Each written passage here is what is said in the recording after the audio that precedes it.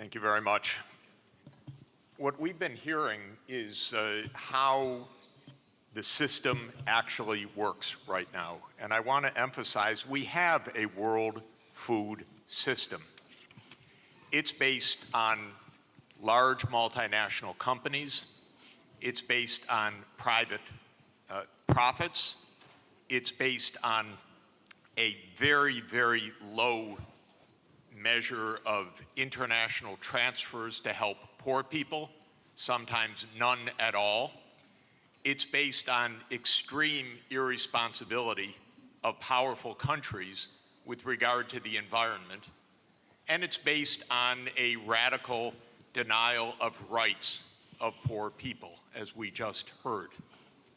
It's interesting, we heard from the Minister of DRC, what's wrong with your country? Well, we don't even start by saying the King of Belgium created a slave colony for 30 years. The government of Belgium ran the slave colony for another 40 years. The CIA assassinated your first popular leader, Mr. Lumumba, and then installed another dictatorship for the next 30 years. And then Glencore and others now suck out your cobalt without giving you tax income. We don't reflect on that. We say, what's wrong with you? Why don't you govern properly? And so we have a system, but we need a different system. We cannot turn this over to the private sector. We already did about 100 years ago. Not only to the private sector with the US military behind it, with the defense of these property rights in the Minister of Honduras's country, where United Fruit ran the country for a long time.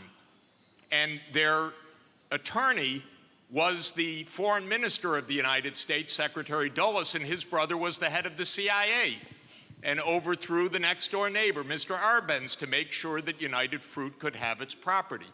So we have a system, but we need a different system. And the different system has to be based on principles of human dignity in the Universal Declaration, principles of sovereignty, principles of economic rights, because these are not nice things to do. In 1948, all the government said that food is a right, social protection is a right, not a nice thing, not a pleasant thing, a right.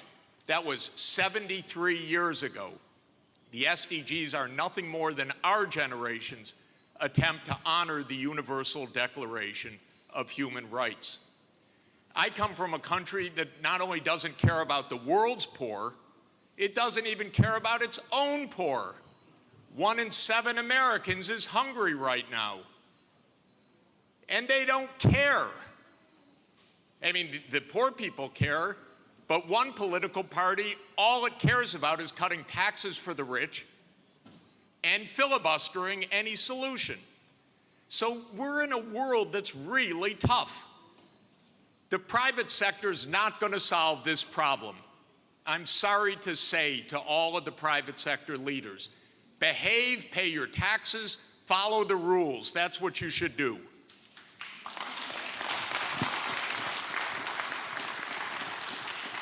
And what the governments should do is the following. They won't, but they should.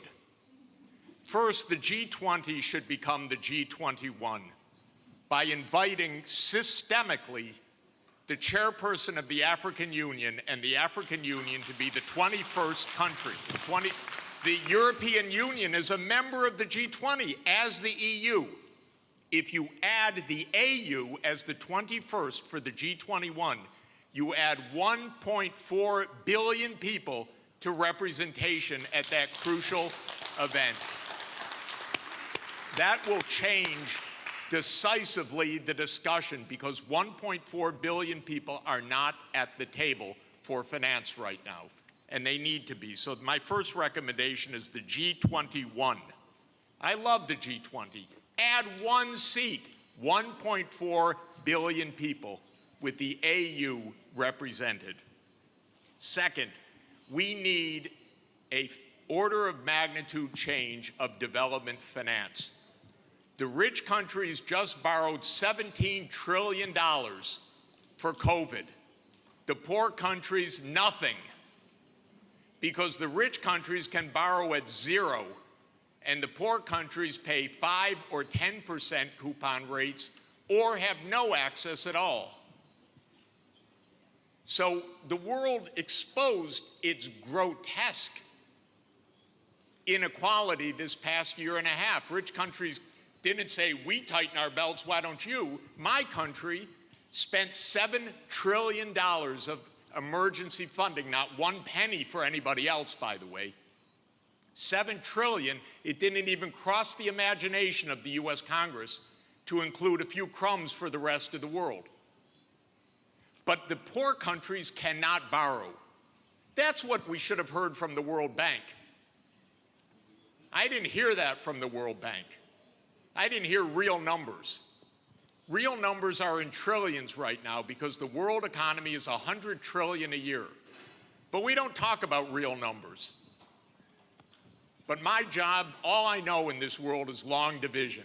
Divide by 100 trillion and then see whether you're talking about something real or not.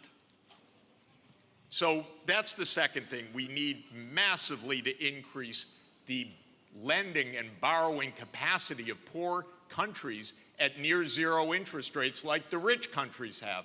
Then they could get something done. By the way, for COVID vaccines, what we really need is for the United States to sit down with China, with Russia, with the European Union and the UK one day around the table and allocate these vaccines rather than hoarding them. That's all it would take. And then we're going to have national pathways. This is a wonderful idea, but they're going to need financing. And so everything that I've been saying, I know the numbers. That's all I do for 40 years is add up what's missing. You want electricity? It has to be purchased. You want digital access? It has to be purchased. You want safe water irrigation? It has to be purchased.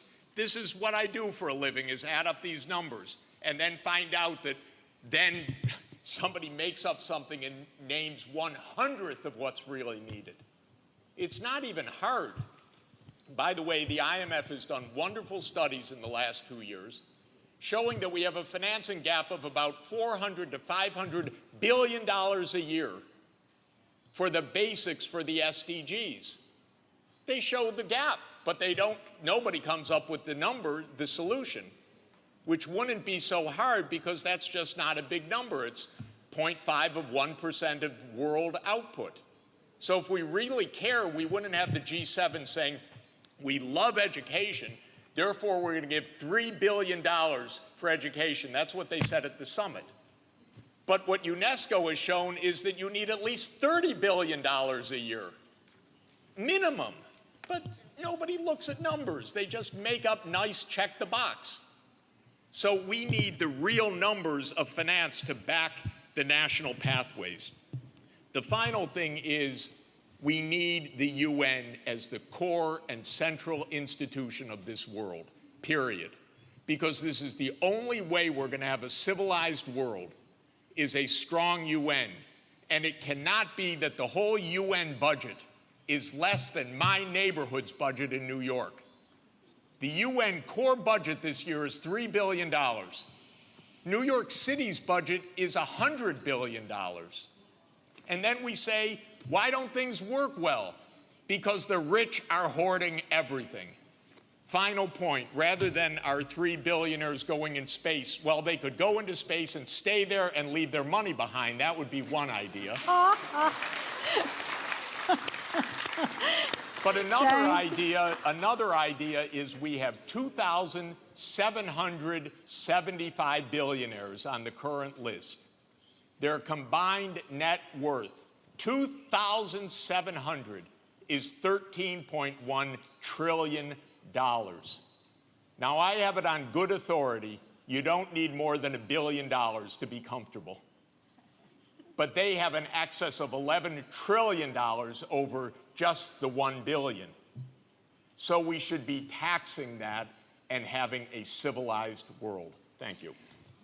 Jeffrey Sachs.